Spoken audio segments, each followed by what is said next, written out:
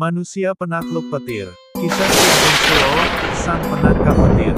Makamnya ada di daerah Purwodadi, Grobogan, Jawa Tengah, yang sekarang wilayah itu juga bernama Selo. Ia terkenal dengan kisah legendanya, menangkap petir. Menurut silsilah, Ki Ageng Selo adalah cicit atau buyut dari Brawijaya terakhir. Ia moyang, cikal bakal, dari pendiri kerajaan Mataram yaitu Sutawijaya. Termasuk Sri Sultan Hamengkubuwono ke-10 Yogyakarta, maupun Pakubuwono XIII Surakarta.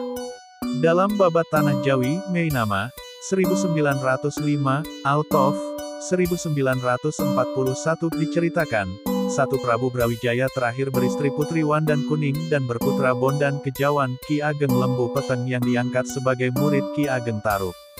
Ia dinikahkan dengan putri Ki Ageng Tarup yang bernama Dewi Nawangsi, dari ibu bidadari Dewi Nawangwulan. Dari perkawinan Lembu Peteng dengan Nawangsi, lahirlah Ki Getas Pandowo, makamnya di Kuripan, Purwodadi. Ki Ageng Getas Pandowo berputra 7 dan yang paling sulung Ki Ageng Selo. Ki Ageng gemar bertapa di hutan, gua, dan gunung sambil bertani menggarap sawah. Dia tidak mementingkan harta dunia. Hasil sawahnya dibagi-bagikan kepada tetangganya yang membutuhkan agar hidup berkecukupan. Salah satu muridnya tercintanya adalah Mas Karebet atau Joko Tingkir yang kemudian jadi Sultan Pajang Hadiwijaya, menggantikan dinasti Demak. Putra Ki Ageng Selo semua 7 orang, salah satunya Kiai Ageng Enis yang berputra Kiai Ageng Pamanahan. Ki Pamanahan beristri putri sulung Kiai Ageng Saba, dan melahirkan Mas Ngabehi Loring Pasar atau Sutawijaya, pendiri kerajaan Mataram menggantikan Pajang. Kisah menangkap petir. Kisah menangkap petir terjadi pada zaman ketika Sultan Demak Trenggana masih hidup. Syahdan pada suatu sore sekitar waktu asyar, Ki Ageng Sela sedang mencangkul sawah. Hari itu sangat mendung, pertanda hari akan hujan. Tidak lama memang benar hujan lebat turun.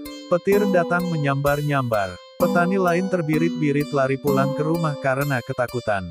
Tetapi Ki Ageng Sela tetap enak menyangkul. Baru sebentar dia mencangkul, datanglah petir itu menyambar Ki Ageng Selo. Gelegar, petir menyambar cangkul di genggaman Ki Ageng. Namun, ia tetap berdiri tegar, tubuhnya utuh, tidak gosong, tidak koyak. Petir berhasil ditangkap dan diikat, dimasukkan ke dalam batu sebesar genggaman tangan orang dewasa. Lalu, batu itu diserahkan ke Kanjeng Sunan di kerajaan Istana Demak. Kanjeng Sunan Demak makin kagum terhadap kesaktian Ki Ageng Selo. Beliau pun memberi arahan, petir hasil tangkapan Ki Ageng Selo tidak boleh diberi air. Kerajaan Demak heboh. Ribuan orang perpangkat besar dan orang kecil datang berduyun-duyun ke istana untuk melihat petir hasil tangkapan Ki Ageng Selo. Suatu hari, datanglah seorang wanita. Ia adalah intruder penyusup, yang menyelinap di balik kerumunan orang-orang yang ingin melihat petirnya Ki Ageng.